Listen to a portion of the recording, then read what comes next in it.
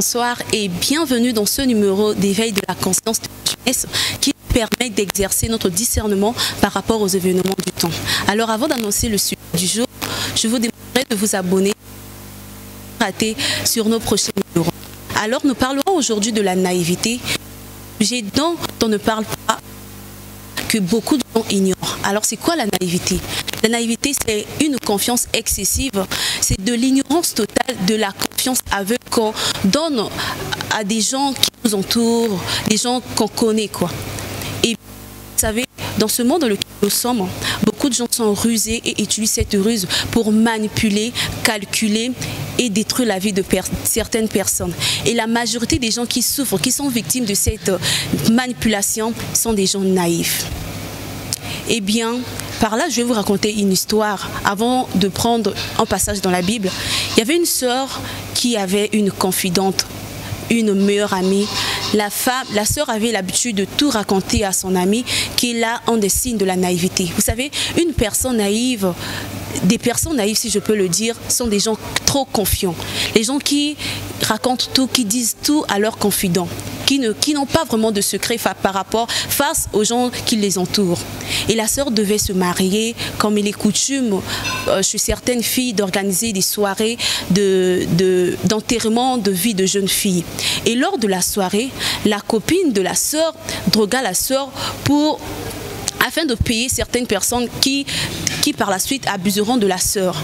Et la copine de la sœur, pardon, par le ruse, pris des vidéos pour balancer au mari de la sœur qui par la suite détruit le couple de la sœur. Je vous dis en ce moment-là, le mari de la sœur s'est marié avec la copine de son ami juste parce que la femme était tellement confiante sans se poser des questions.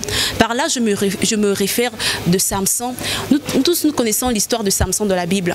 Samson, c'était un homme de Dieu, rempli de grâce, rempli de valeur. Tout le monde avait peur de Samson par rapport à la grâce qu'il avait.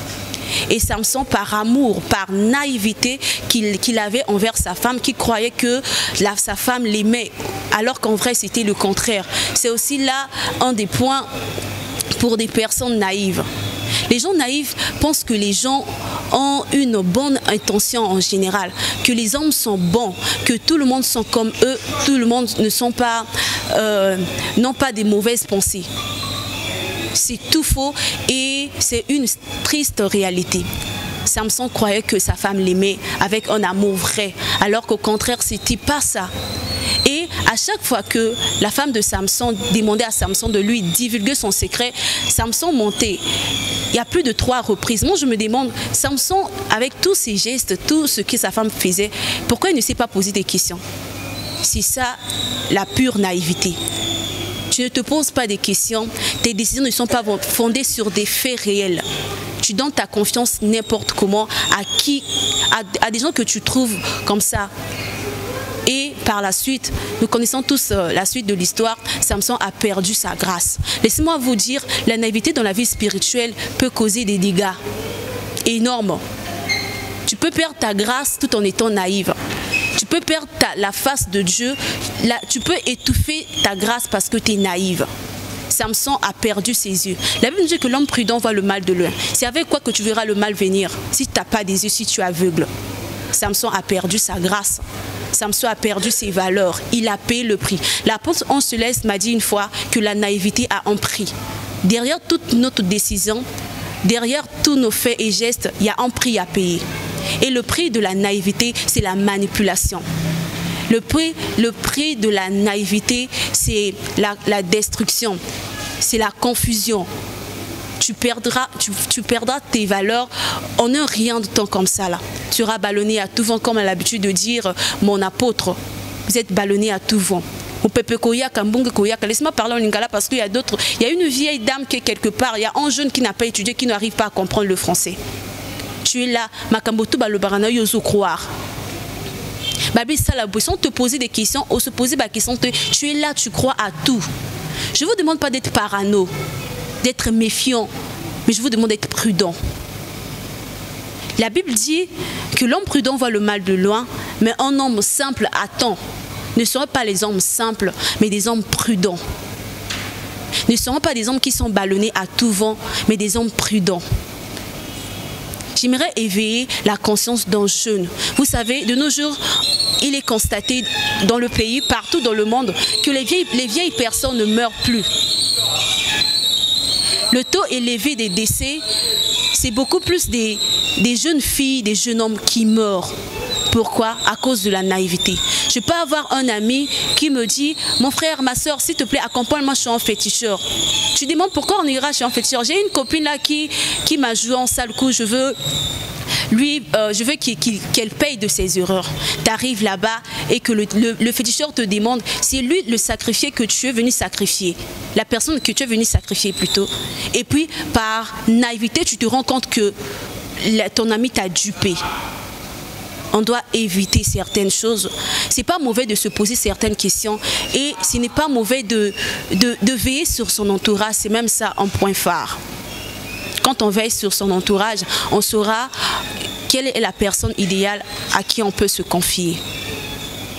Et pour faire bref, pour ne pas trop abuser, je vous demanderai de faire un exercice qui nous permettra d'avoir une prise de conscience sur soi, parce que le fait de développer la prise de conscience en soi, ça va t'aider à ne pas faire certaines erreurs. Ne pas avoir ce besoin de validation, d'être accepté au sein de la société, te permettra d'être une personne de valeur et de garder ta grâce. Alors, étant jeune, ne perds pas ta grâce parce que tu es naïve. Ne perds pas tes valeurs à cause de la naïveté. Imaginez-vous le nombre de personnes, le nombre de jeunes filles, le nombre de jeunes hommes qui sont abusés à cause de leur naïveté, qui sont trahis parce qu'ils ont divulgué leurs secrets auprès des gens qui pensaient qu'ils étaient les meilleurs. Et j'aimerais aussi dire à une fille, à un jeune garçon, de ne pas aimer la facilité. Imagine un peu une personne t'offre un cadeau, tu reçois ce cadeau sans pourtant te poser certaines choses. Ce n'est pas toutes les louanges qui sont honnêtes. Une personne peut te donner des louanges pour ensuite te manipuler. Une personne peut t'apprécier pour s'approcher de toi et neutraliser ce que tu as. Alors, je te conscientise d'avoir une conscience, une confiance en soi, de ne pas chercher un besoin de validation pour être validé au sein de la société. Ne confonds pas aussi la naïveté avec la gentillesse. La gentillesse, c'est un état de bonté. La naïveté, c'est de l'ignorance. La Bible nous dit que mon peuple périt par manque de connaissances. Et ce manque de connaissances-là, c'est la naïveté. Alors, mes frères et sœurs, c'était tout pour aujourd'hui. Je vous remercie de consacrer votre temps précieux, parce que le temps est précieux. Le temps, c'est un don que le Seigneur nous a donné. Merci de consacrer ton temps à nous suivre et on se donne rendez-vous le mardi prochain. Portez-vous bien. Je vous remercie.